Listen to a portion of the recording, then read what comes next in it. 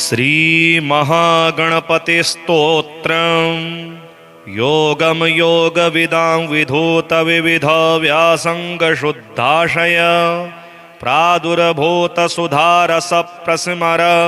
ध्यानास्पदाध्यायसिनाम् आनन्दप्लवमानबोधमधुरा मोदच्छटा मेदुरम् तं भूमानमुपास्महे परिणतं दन्तावलास्यात्मनां तारश्रीपरशक्तिकामवसुधा रूपानुगम्यं विदुस्तस्मैस्तात्प्रणतिर्गणाधिपतये यो रागिणाभ्यर्थते आमन्त्र्य प्रथमं वरेति वरदेत्यार्तेन सर्वं जनं स्वामिनमेव शमानयेति सततं स्वाहादिभिः पूजितः कल्लोलाञ्चलचुम्बिताम्बुदतताग्विक्षद्रवाम्भोनिधौ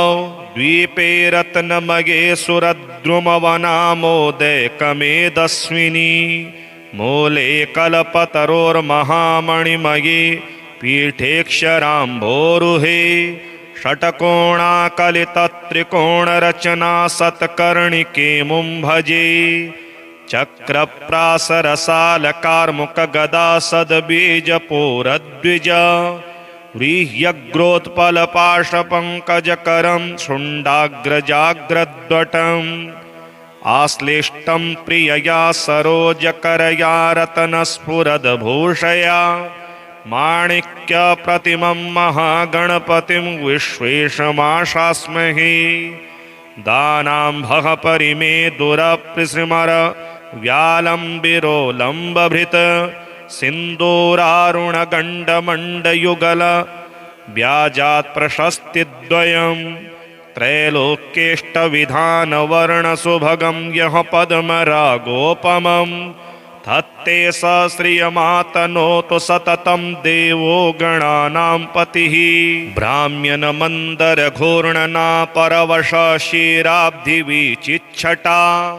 सच्छायाश्चलचामरव्यतिकर श्रीगर्वसर्वङ्कषाः दिक्कान्ता घनसारचन्दनरसासारः श्रयन्तां मनः स्वच्छन्दप्रसरप्रलिप्तवियतो हेरम्बदन्त्विष्टशः मुक्ताजालकरम्बितप्रविकसन् माणिक्यपुञ्चच्छटा कान्तः कम्बुकदम्बचुम्बितघनाम्भोजप्रवालोपमाः ज्योत्स्नापूरतरङ्गमन्थरतरत सन्ध्यावयस्याश्चिरं हेरम्बस्य जयन्ति दन्तकिरणार्कीर्णः शरीरत्विषः शुण्डाग्राकलितेन हेमकलशेनावर्जितेन क्षरन् नानारत्नचयेन साधकजनान् सम्भावयन् कोटिशः दानामोदविनोदलुब्धमधुप प्रोत्सारणाविर्भवत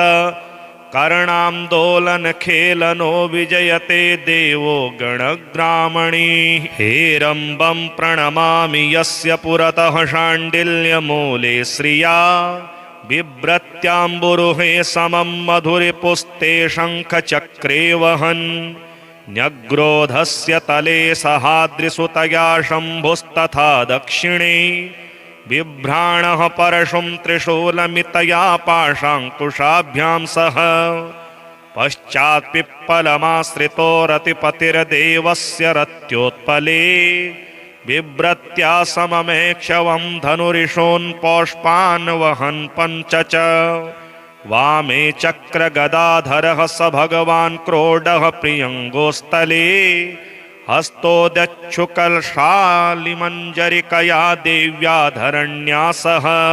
षट्कोणास्त्रिषु षट्सु सङ्गमुखा पाशाङ्कुशाभीवरान् बिभ्राणः प्रमदा सखः प्रथमः शोणाश्मपुञ्जत्विषः आमोदः पुरतः प्रमोदसुमुखौ तं चाभितो दुर्मुखः पश्चात्पार्श्वगतोऽस्य विघ्न इति यो विघ्न करतेति च आमोदादिगणेश्वर प्रियतमास्तत्रैव नित्यं स्थिताः कान्ताश्लेषरसज्ञमन्थरदृशः सिद्धिः समृद्धिस्ततः कान्तिरिया मदनावतीत्यपि तथा कल्पेषु या गीयते सान्यायापि मदद्रवा तत्परा द्राविण्यमोह पूजिता आश्लिष्टौ वसुधेत्यथो वसुमते ताभ्यां सिता लोहितौ वर्षन्तौ वसुपार्श्वयोर्विलसतस्तौ शङ्खपदमौ निधि अङ्गान्यन्वयमातरश्च परितः शक्रादयोऽब्जाश्रया स्तब्धा ह्येः कुलिशादयः परितलत् कालानलज्योतिषः इत्थं विष्णुशिवादितत्त्वतनवे श्रीवक्रतुण्डाय हुं काराक्षिप्तसमस्तदैत्यपृतनाव्राताय दीप्तत्विषे आनन्दैकरसाववदोदलहरि विध्वस्तशर्वोर्मये सर्वत्र प्रथमानमुग्धमहसे तस्मै परस्मै नमः सेवा हेवाकि देवासुरनरनिकरस्पारकोटिरकोटि काटिव्याटिकमानद्युमणिसमणि श्रोणिभावेणिकानां राजन्नीराजनश्रीशखचरणनख द्योतविद्योतमानः श्रेयः स्थेयः सदेयान्मम विमलदृशो बन्धुरं सिन्धुरास्यः एतेन प्रकटरहस्यमन्त्रमाला गर्भेण स्फुटतरसंविदास्तवेन यः स्तौति प्रचुरतरं महागणेशं तस्येयं भवति वंशवदात्रिलोकी। श्रीहरिद्रागणेशकवच। ईश्वर उवाच शृणु वक्ष्यामि कवचं सर्वसिद्धिकरं प्रिये पठित्वा पाठयित्वा च मुच्यते सर्वसङ्कटात् अज्ञात्वा कवचं देवि गणेशस्य मनुं जपेत् सिद्धिर्न जायते तस्य कल्पकोटिशतैरपि ओमामोदश्च शिरः पातु प्रमोदश्च शिखोपरि सम्मोदो भ्रूयुगे पातु भ्रूमध्ये च गणाधिपः गणाक्रीडो नेत्रयुग्मं नासायां गणनायकः गणक्रीडान्वितः पातु वदने सर्वसिद्धये जिह्वायां सुमुखः पातु ग्रीवायां दुर्मुखः सदा विघ्नेशो हृदये पातु विघ्ननाथश्च वक्षसि गणानां नायकः पातु बाहुयुग्मं सदा मम विघ्नकर्ता च ह्युदरे विघ्नहर्ता च लिङ्गके गजवक्त्रः कटीदेशे एकदन्तो नितम्बके लम्बोदरः सदा पातु गुह्यदेशे ममारुणः व्यालयज्ञोपवीति मां पातु पादयुगे सदा जापकः सर्वदा पातु जानुजङ्घे गणाधिपः आरिद्रः सर्वदा पातु सर्वाङ्गे गणनायकः य इदं प्रपठेन्नित्यं गणेशस्य महेश्वरी कवचं सर्वसिद्धाख्यं सर्वविघ्नविनाशनं सर्वसिद्धिकरं साक्षात् सर्वपापविमोचनं सर्वसम्पत्प्रदं साक्षात् सर्वदुःखविमोक्षणं सर्वापत्तिप्रशमनं सर्वशत्रुक्षयङ्करं ग्रहपीडाज्वरारोगा ये चान्ये गुह्यकादयः पठनाद्धारणादेव नाशमायन्ति तत्क्षणात् धनधान्यकरं देवि कवचं सुरपूजितं समं नास्ति महेशानि त्रैलोक्ये कवचस्य च हारिद्रस्य महादेवी विघ्नराजस्य भूतले किमन्येरसदालापैर्यत्रायुर्व्ययतामियात् श्रीगणेशकवचं ध्यायेत् सिंहगतं विनायकममुं दिग्बाहुमाद्ये युगे त्रेतायां तु मयूरवाहनमिमं षड्बाहुकं सिद्धिदं द्वापारे तु गजाननं युगभुजं रक्ताङ्गरागं विभुं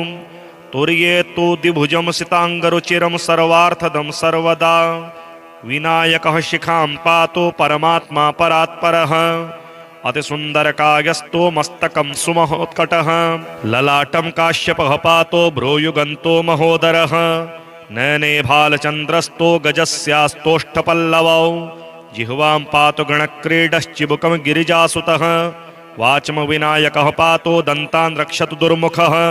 श्रवणो पाशपाणिस्तु नासिकां चिन्थितार्तदः गणेशस्तो मुखम कंठम पातु देवो गणञ्जयः स्कन्धौ पातु गजस्कन्धः स्तनौ विघ्नविनाशनः हृदयं गणनाथस्तु हेरम्बोजठरं महान् धराधरः पातु पार्श्वे पृष्ठं विघ्नहरः शुभः लिंगम गुह्यम सदा पातो वक्रतुंडो महाबलः गणक्रीडो जानुजंघे ओरो मंगलमूर्तिमान् एकदंतो महाबुद्धिपादौ गुल्फौ सदावतु क्षिप्रप्रसादनो बाहु पाणि आशा प्रपूरकः अंगुलीश्च नखान् पातो पद्महस्तोरिनाशनः सर्वांगानि मयूरेशो विश्वव्यापी सदावतु अनुक्तमपि यतस्थानं धूम्रकेतुः सदावतु आमोदस्त्वग्रतः पातो प्रमोदः पृष्ठतोऽवतु प्राच्यां रक्षत बुद्धिश आग्नेय्यां सिद्धिदायकः दक्षिणस्यामुमापुत्रो नैऋत्यां तु गणेश्वरः प्रतीच्यां विघ्नहर्ताव्याद् वायव्यां गजकर्णकः कौबेर्यां निधिपापायादेशान्यामेष नन्दनः दिव्याव्यादेकदन्तस्तो रात्रौ सन्ध्यासु विघ्नहृत राक्षसासुरवेताल ग्रहभूत पिशाचतः पाशाङ्कुशधरः पातो रजः सत्त्वं तमः स्मृतिं ज्ञानं धर्मं च लक्ष्मीं च लज्जां कीर्तिं दयां कुलं वपुर्धनं च धान्यं च गृहान् दारान् सुतान् सखीन् सर्वायुधधरः पौत्रान् मयूरेशोऽवतात् सदा कपिलो जाविकं पातो गवाश्वं वकटोऽवतो भूर्जपत्रे लिखित्वेदं यः कंठे धारयेत् सुधीः न भयं जायते तस्य यक्षरक्ष पिशाचतः त्रिसन्ध्यं जपते यस्तो वज्रसारतनुर्भवेत् यात्राकाले पठेद्यस्तो निर्विघ्नेन फलं लभेत् युद्धकाले पठेद्यस्तो विजयं प्राप्नुयात् ध्रुवं मारणोच्चाटनाकर्षस्तम्भो मोहनकर्मणि सप्तवारं पठेद्यस्तो दिनानामेकविंशतिं तत्तत्फलमाप्नोति साधको नात्र संशयः एकविंशतिवारं च पठेत् तावद्दिनानि यः कारागृहगतं सद्यो राज्ञावद्यं च मोचयेत् राजदर्शनवेलायां पठेते दत्त्रिवारतः स राजानं वशं नीत्वा प्रकृतिं च सभां जयेत् इदं गणेशकवचं मुद्गलेन समीरितं कश्यपाय च तेनाथ मण्डव्याय महर्षये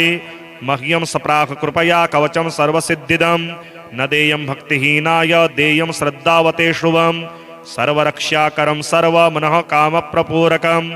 अनेनास्य कृता रक्षा न बाधास्य भवेत् क्वचित् राक्षसासुरवेताला दैत्यदानवसम्भवा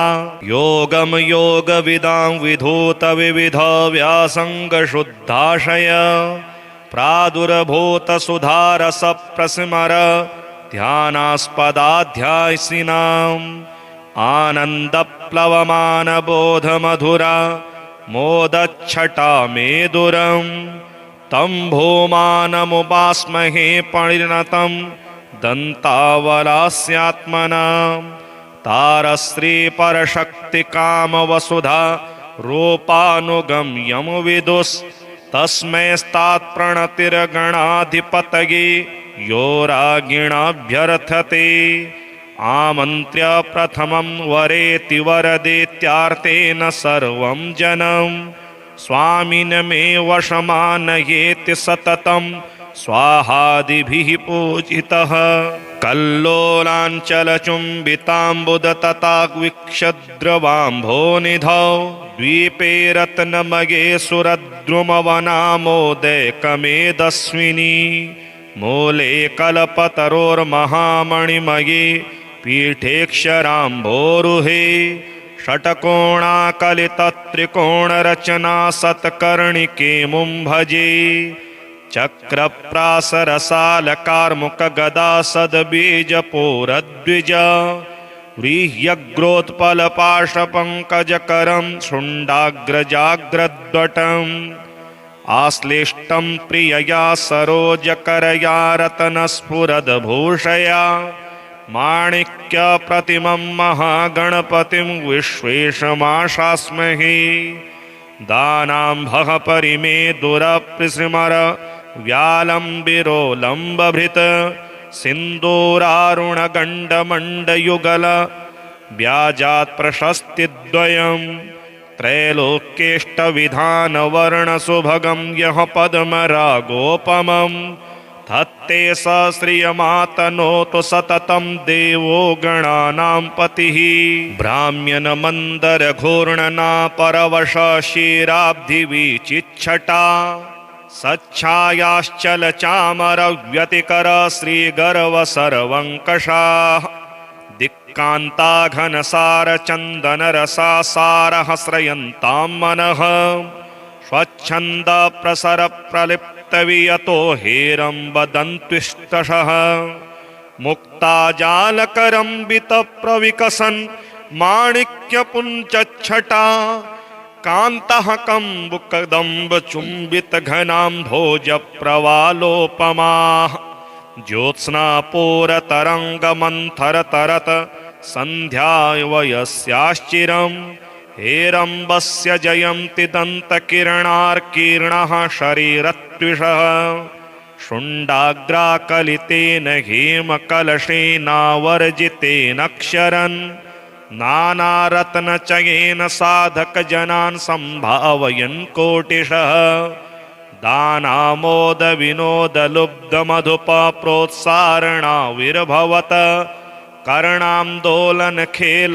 विजयते देवो गणग्रामणी हेरम्बं प्रणमामि यस्य पुरतः शाण्डिल्यमूले श्रिया बिभ्रत्याम्बुरुहे समं मधुरिपुस्ते शङ्खचक्रे वहन् न्यग्रोधस्य तले सहाद्रिसुतया शम्भुस्तथा दक्षिणे बिभ्राणः परशुं त्रिशूलमितया पाशाङ्कुशाभ्यां सह पश्चात्पिप्पलमाश्रितो रतिपतिर्देवस्य रत्योत्पले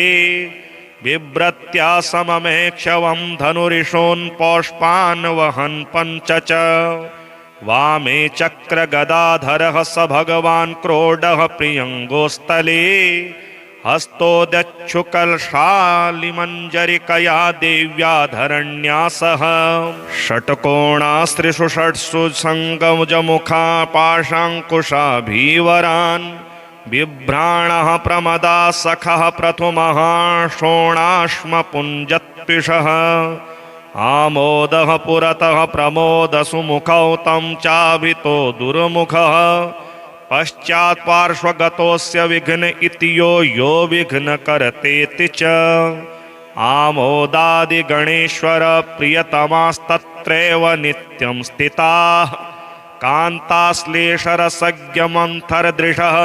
सिद्धिः समृद्धिस्ततः कान्तिर्या मदनावतीत्यपि तथा कल्पेषु या गीयते सान्यायापि मदद्रवा तत्परा द्राविण्यमोह पूजिता आश्लिष्टौ वसुधेत्यथो वसुमते ताभ्यां सिता लोहितौ वर्षन्तौ वसुपार्श्वयोर्विलसतस्तौ शङ्खपदमौ निधि अङ्गान्यन्वयमातरश्च परितः शक्रादयोऽब्जाश्रया स्तब्धा ह्येः कुलिशादयः परितल कालानलज्योतिषः इत्थं विष्णुशिवादितत्त्वतनवे श्रीवक्रतुण्डाय हुं काराक्षिप्तसमस्तदैत्यपृतनाव्राताय दीप्तत्विषे आनन्दैकरसाववदोदलहरि विध्वस्तशर्वोर्मये सर्वत्र प्रथमानमुग्धमहसे तस्मै परस्मै नमः सेवा हेवाकि देवासुरनरनिकरस्पारकोटिरकोटि काटिव्याटिकमानद्युमणिसमणि श्रोणिभावेणिकानां राजन्नीराजनश्रीशखचरणनख द्योतविद्योतमानः श्रेयः स्थेयः सदेयान् मम विमलदृशो बन्धुरं सिन्धुरास्यः एतेन प्रकटरहस्य मन्त्रमाला गर्भेण स्फुटतरसंविदास्तवेन यः स्तौति प्रचुरतरं महागणेशं तस्येयं भवति वंशवदात्रिलोकी श्रीहरिद्रा गणेशकवच ईश्वर उवाच शृणु वक्ष्यामि कवचं सर्वसिद्धिकरं प्रिये पठित्वा पाठयित्वा च मुच्यते सर्वसङ्कटात् अज्ञात्वा कवचं देवि गणेशस्य मनुं जपेत् सिद्धिर्न जायते तस्य कल्पकोटिशतैरपि ओमामोदश्च शिरः पातु प्रमोदश्च शिखोपरि सम्मोदो भ्रूयुगे पातो भ्रूमध्ये च गणाधिपः गणाक्रीडो नेत्रयुग्मं नासायां गणनायकः गणक्रीडान्वितः पातु वदने सर्वसिद्धये जिह्वायां सुमुखः पातु ग्रीवायां दुर्मुखः सदा विघ्नेशो हृदये पातु विघ्ननाथश्च वक्षसि गणानां नायकः पातु बाहुयुग्मं सदा मम विघ्नकर्ता च ह्युदरे विघ्नहर्ता च लिङ्गके गजवक्त्रः कटिदेशे एकदन्तो नितम्बके लम्बोदरः सदा पातु गुह्यदेशे ममारुणः व्यालयज्ञोपवीते मां पातु पादयुगे सदा जापकः सर्वदा पातु जानुजङ्घे गणाधिपः हारिद्रः सर्वदा पातु सर्वाङ्गे गणनायकः य इदं प्रपठेन्नित्यं गणेशस्य महेश्वरी कवचं सर्वसिद्धाख्यं सर्वविघ्नविनाशनं सर्वसिद्धिकरं साक्षात् सर्वपापविमोचनं सर्वसम्पत्प्रदं साक्षात् सर्वदुःखविमोक्षणं सर्वापत्तिप्रशमनं सर्वशत्रुक्षयङ्करं ग्रहपीडाज्वरारोगा ये चान्ये गुह्यकादयः पठनाद्धारणादेव नाशमायन्ति तत्क्षणात् धनधान्यकरं देवि कवचं सुरपूजितं समं नास्ति महेशानि त्रैलोक्ये कवचस्य च हारिद्रस्य महादेवी विघ्नराजस्य भूतले किमन्यैर्सदालापैर्यत्रायुर्व्ययतामियात् श्रीगणेशकवचम् ध्यायेत् सिंहगतं विनायकममुं दिग्बाहुमाद्ये युगे त्रेतायां तु मयूरवाहनमिमं षड्बाहुकं सिद्धिदम् द्वापारे तु गजाननं युगभुजं रक्ताङ्गरागं विभुं तुर्ये तु द्विभुजं सिताङ्गरुचिरं सर्वार्थदं सर्वदा विनायकः शिखां पातु परमात्मा परात्परः अतिसुन्दरकायस्तो मस्तकं सुमहोत्कटः ललाटं काश्यपः पातो भ्रूयुगन्तो महोदरः नयने भालचन्द्रस्तो गजस्यास्तोष्ठपल्लवौ जिह्वां पातु गणक्रीडश्चिबुकं गिरिजासुतः वाचं विनायकः पातो दन्तान् रक्षतु दुर्मुखः श्रवणो पाशपाणिस्तो नासिकां चिन्तितार्तदः गणेशस्तो मुखं कण्ठं पातु देवो गणञ्जयः स्कन्धौ पातु गजस्कन्धः स्तनौ विघ्नविनाशनः हृदयं गणनाथस्तो हेरम्बोजठरं महान् धराधरः पातु पार्श्वे पृष्ठं विघ्नहरः शुभः लिङ्गं गुह्यं सदा पातो वक्रतुण्डो महाबलः गणक्रीडो जानुजङ्घे ओरो मङ्गलमूर्तिमान् एकदन्तो महाबुद्धिपादौ गुल्फौ सदावतु क्षिप्रप्रसादनो बाहो पाणि आशाप्रपूरकः अङ्गुलीश्च नखान् पातो पद्महस्तोरिनाशनः सर्वाङ्गानि मयूरेशो विश्वव्यापी सदावतु अनुक्तमपि यतस्थानं धूम्रकेतुः सदावतु आमोदस्त्वग्रतः पातो प्रमोदः पृष्ठतोऽवतु प्राच्यां रक्षत बुद्धीश आग्नेय्यां सिद्धिदायकः दक्षिणस्यामुमापुत्रो नैऋत्यां तु गणेश्वरः प्रतीच्यां विघ्नहर्ताव्याद् वायव्यां गजकर्णकः कौबेर्यां निधिपापायादेशान्यामेशनन्दनः दिव्याव्यादेकदन्तस्तो रात्रौ सन्ध्यासु विघ्नहृत राक्षसासुरवेतालग्रहभूता पिशाचतः पाशाङ्कुशधरः पातो रजः सत्त्वं तमः स्मृतिं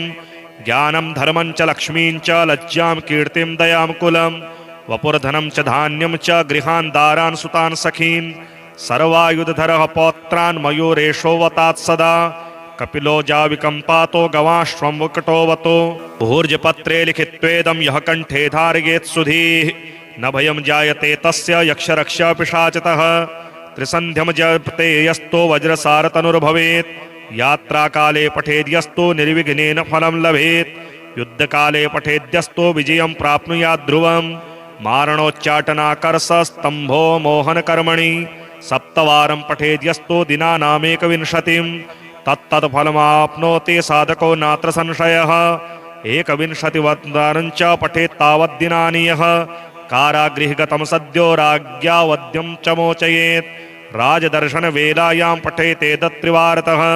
सराजानं वशं नीत्वा प्रकृतिं च सभां जयेत् इदं गणेशकवचम् मुद्गलेन समीरितं कश्यपाय च तेनाथ मण्डव्याय महर्षये मह्यं सप्राह कृपया कवचं सर्वसिद्धिदं न देयं भक्तिहीनाय देयं श्रद्धावते शुभं सर्वरक्षाकरं सर्वमनः कामप्रपूरकम् अनेनास्य कृता रक्षा न बाधास्य भवेत् क्वचित् राक्षसासुरवेताला दैत्यदानवसम्भवा योगम योगविदां विधूत विविध व्यासङ्गशुद्धाशय प्रादुर्भूत सुधारस प्रस्मर ध्यानास्पदाध्यायसिनाम् आनन्दप्लवमानबोधमधुरा मोदच्छटा मेदुरम् तं भूमानमुपास्महे परिणतं दन्तावलास्यात्मनाम् तारश्रीपरशक्तिकामवसुधा रूपानुगम्यं विदुस्तस्मैस्तात्प्रणतिर्गणाधिपतये यो रागिणाभ्यर्थते आमन्त्र्य प्रथमं वरेति वरदेत्यार्तेन सर्वं जनं स्वामिनमेव वशमानयेति सततं स्वाहादिभिः पूजितः कल्लोलाञ्चलचुम्बिताम्बुदतताग्विक्षद्रवाम्भोनिधौ द्वीपे रत्नमये सुरद्रुमवनामोदयकमेदस्विनी मूले कल्पतरोर्महामणिमये पीठेक्षराम्भोरुहे षट्कोणाकलितत्रिकोणरचना सत्कर्णिकेमुं भजे चक्रप्रासरसालकार्मुकगदा सद्बीजपोरद्विज व्रीह्यग्रोत्पलपाशपङ्कजकरं शुण्डाग्रजाग्रद्वटम् आश्लिष्टं प्रियया सरोजकरया रत्नस्फुरद्भूषया माणिक्यप्रतिमं महागणपतिं विश्वेशमाशास्महे दानाम्भः परिमे दुरप्रिसृमर व्यालम्बिरोलम्बभृत् सिन्दूरारुणगण्डमण्डयुगल व्याजात् प्रशस्तिद्वयम् त्रैलोक्येष्टविधानवर्णसुभगं यः पद्मरागोपमं धत्ते स श्रियमातनोतु सततं देवो गणानां पतिः भ्राम्यन्मन्दरघूर्णनापरवश क्षीराब्धिविचिच्छटा सच्छायाश्चलचामरव्यतिकर श्रीगर्वसर्वङ्कषाः दिक्कान्ताघनसारचन्दनरसासारः स्रयन्तां मनः स्वच्छन्दप्रसरप्रलिप्तवियतो हेरम्बदन्त्विष्टशः मुक्ताजालकरम्बितप्रविकसन् माणिक्यपुञ्चच्छटा कान्तः कम्बुकदम्बचुम्बितघनाम्भोजप्रवालोपमाः ज्योत्स्नापूरतरङ्गमन्थरतरत सन्ध्यावयस्याश्चिरं हेरम्बस्य जयन्ति दन्तकिरणार्कीर्णः शरीरत्विषः शुण्डाग्राकलितेन हेमकलशेनावर्जितेनक्षरन् नानारत्नचयेन साधकजनान् सम्भावयन् कोटिशः दानामोदविनोदलुब्धमधुपप्रोत्सारणाविर्भवत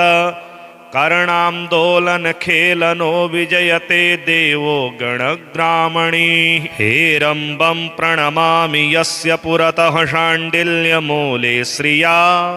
बिभ्रत्याम्बुरुहे समं मधुरिपुस्ते शङ्खचक्रे वहन् न्यग्रोधस्य तले सहाद्रिसुतया शम्भुस्तथा दक्षिणे बिभ्राणः परशुं त्रिशूलमितया पाशाङ्कुशाभ्यां सह पश्चात्पिप्पलमाश्रितो रतिपतिर्देवस्य रत्योत्पले बिभ्रत्या सममेक्षवं धनुरिषोन् पौष्पान् वहन् पञ्च च वामे चक्रगदाधरः स भगवान् क्रोडः प्रियङ्गोस्थले हस्तोदच्छुकलशालिमञ्जरिकया देव्याधरण्या सह षट्कोणास्त्रिषु षट्सु सङ्गमुखा पाशाङ्कुशाभीवरान् बिभ्राणः प्रमदा सखः प्रथुमः शोणाश्मपुञ्जत्विषः आमोदः पुरतः प्रमोदसुमुखौ तं चाभितो दुर्मुखः पश्चात्पार्श्वगतोऽस्य विघ्न इति यो विघ्न करतेति च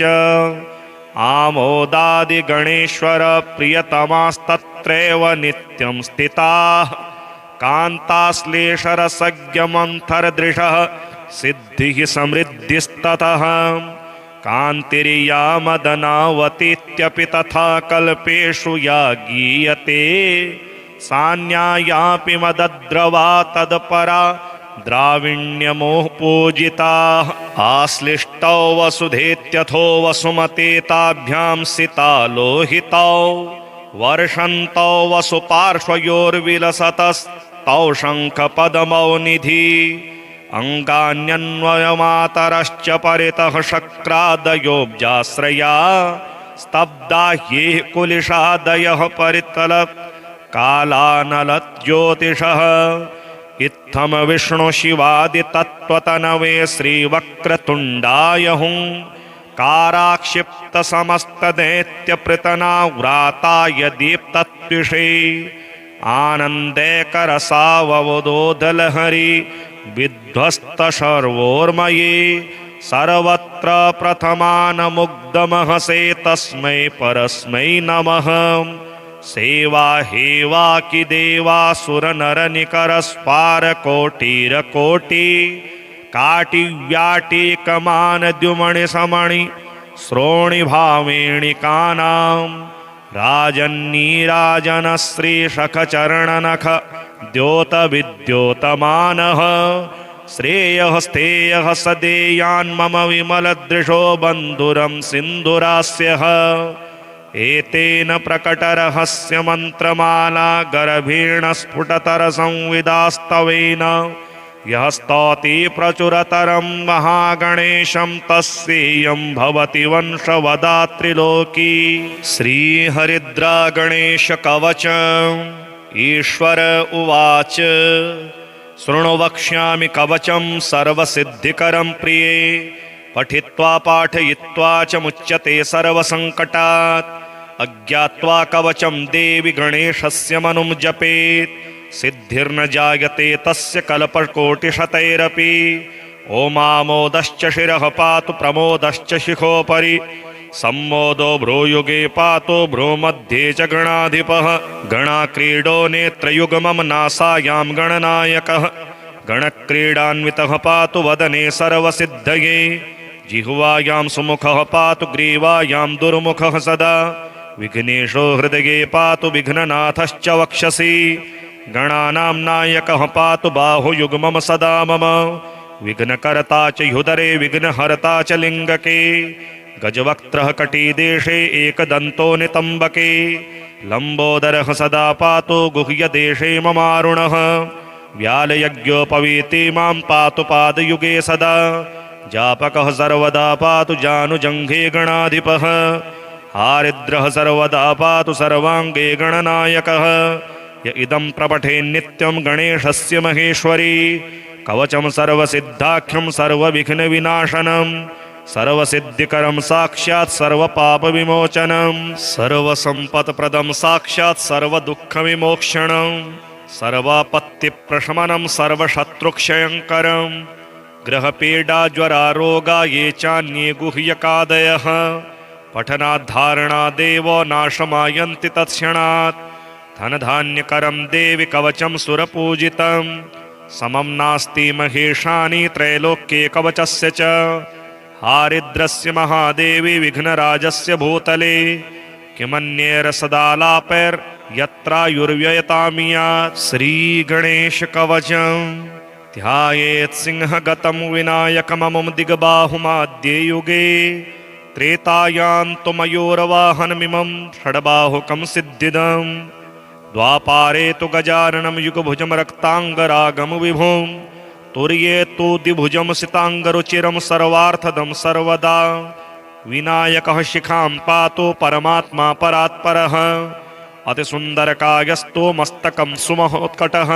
ललाटं काश्यपः पातो भ्रूयुगन्तो महोदरः नयने भालचन्द्रस्तो गजस्यास्तोष्ठपल्लवौ जिह्वां पातु गणक्रीडश्चिबुकं गिरिजासुतः वाचम विनायकः पातो दन्तान् रक्षतु दुर्मुखः श्रवणो पाशपाणिस्तो नासिकां चिन्तितार्तदः गणेशस्थो मुखम कंठम पातु देवो गणञ्जयः स्कन्धौ पातु गजस्कन्धः स्तनौ विघ्नविनाशनः हृदयं गणनाथस्थो हेरम्बोजठरं महान् धराधरः पातु पार्श्वे पृष्ठं विघ्नहरः शुभः लिंगम गुह्यम सदा पातो वक्रतुंडो महाबलः गणक्रीडो जानुजंघे ओरो मंगलमूर्तिमान् एकदंतो महाबुद्धिपादौ गुल्फौ सदावतु क्षिप्रप्रसादनो बाहो पाणि आशा प्रपूरकः अंगुलीश्च नखान् पातो पद्महस्तोरिनाशनः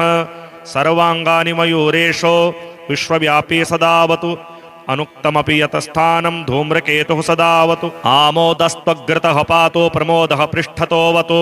प्राच्यां रक्षत बुद्धीश आग्नेय्यां सिद्धिदायकः दक्षिणस्यामुमापुत्रो नैऋत्यां तु गणेश्वरः प्रतीच्यां विघ्नहर्ताव्याद् वायव्यां गजकर्णकः कौबेर्यां निधिपापायादेशान्यामेशनन्दनः दिव्याव्यादेकदन्तस्तो रात्रौ सन्ध्यासु विघ्नहृत राक्षसासुरवेताल ग्रहभूत पिशाचतः पाशाङ्कुशधरः पातो रजः सत्त्वं तमः स्मृतिं ज्ञानं धर्मं च लक्ष्मीं च लज्जां कीर्तिं दयां कुलं वपुर्धनं च धान्यं च गृहान् दारान् सुतान् सखीन् सर्वायुधधरः पौत्रान् मयूरेशोऽवतात् सदा कपिलो जाविकं पातो गवाश्वं वकटोऽवतो भूर्जपत्रे लिखित्वेदं यः कंठे धारयेत् सुधीः न भयं जायते तस्य यक्षरक्ष पिशाचतः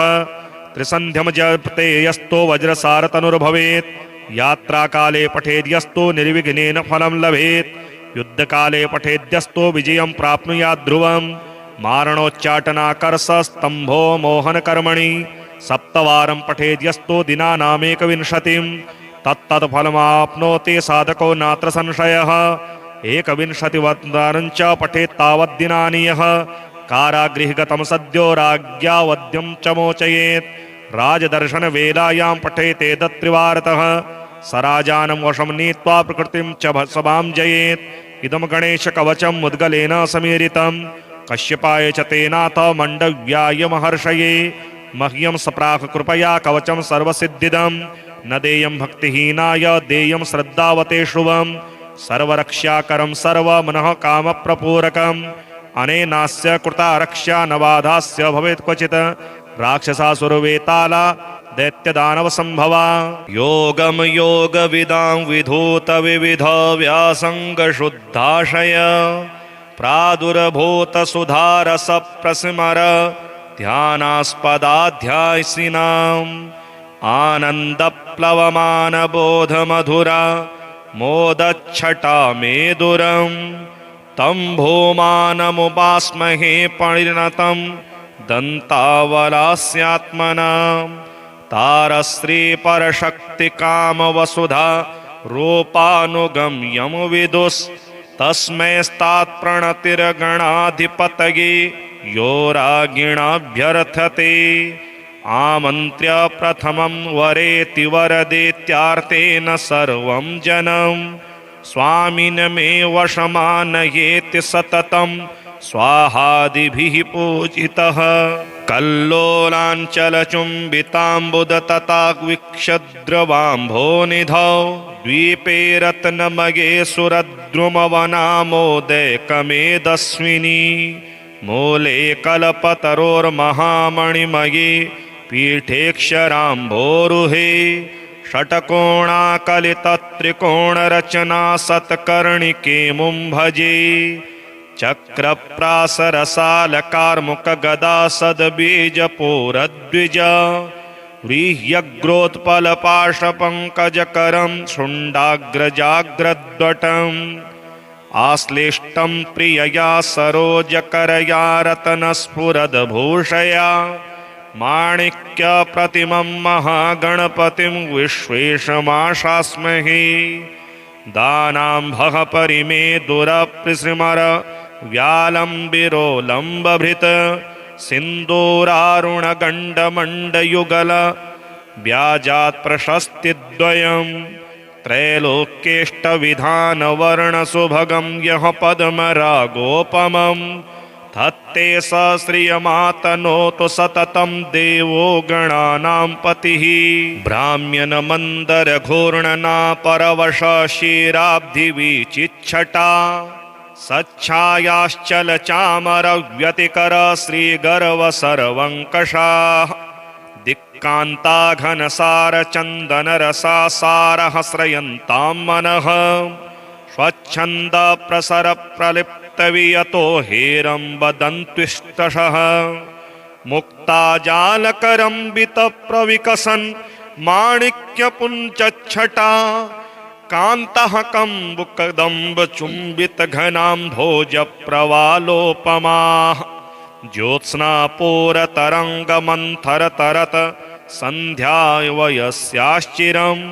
हेरम्बस्य जयन्ति दन्तकिरणार्कीर्णः शरीरत्विषः शुण्डाग्राकलितेन हेमकलशेनावर्जितेनक्षरन् नानारत्नचयेन साधकजनान् सम्भावयन् कोटिशः दानामोदविनोदलुब्धमधुप प्रोत्सारणाविर्भवत कर्णान्दोलनखेलनो विजयते देवो गणग्रामणी हेरम्बं प्रणमामि यस्य पुरतः शाण्डिल्यमूले श्रिया बिभ्रत्याम्बुरुहे समं मधुरिपुस्ते शङ्खचक्रे वहन् न्यग्रोधस्य तले सहाद्रिसुतया शम्भुस्तथा दक्षिणे बिभ्राणः परशुं त्रिशूलमितया पाशाङ्कुशाभ्यां सह पश्चात्पिप्पलमाश्रितो रतिपतिर्देवस्य रत्योत्पले बिभ्रत्या सममेक्षवं धनुरिषोन् पौष्पान् वहन् पञ्च च वामे चक्रगदाधरः स भगवान् क्रोडः प्रियङ्गोस्थले हस्तोदच्छुकलशालिमञ्जरिकया देव्या धरण्या सह षट्कोणास्त्रिषु षट्सु सङ्गमुखा पाशाङ्कुशाभीवरान् बिभ्राणः प्रमदा सखः प्रथमः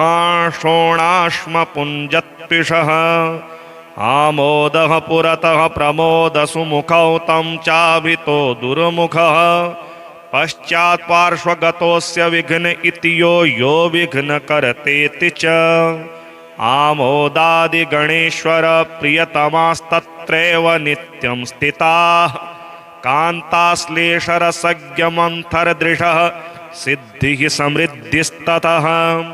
कान्तिरिया मदनावतीत्यपि तथा कल्पेषु या गीयते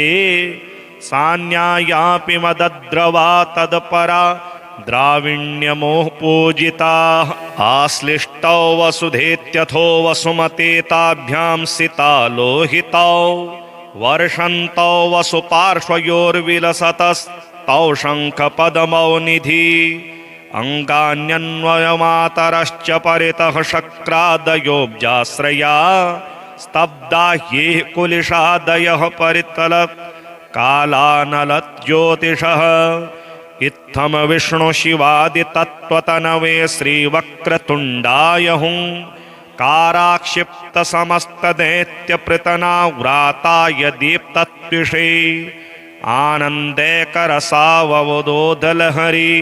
विध्वस्तशर्वोर्मये सर्वत्र प्रथमानमुग्धमहसे तस्मै परस्मै नमः सेवा हेवाकि देवासुरनरनिकरस्पारकोटिरकोटि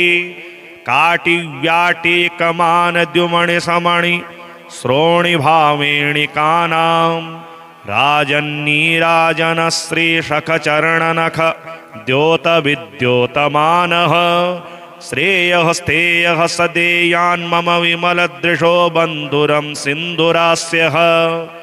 एतेन प्रकटरहस्यमन्त्रमाला गर्भेण स्फुटतरसंविदास्तवेन यः स्तौति प्रचुरतरं महागणेशं तस्येयं भवति वंशवदात्रिलोकी श्रीहरिद्रागणेशकवच ईश्वर उवाच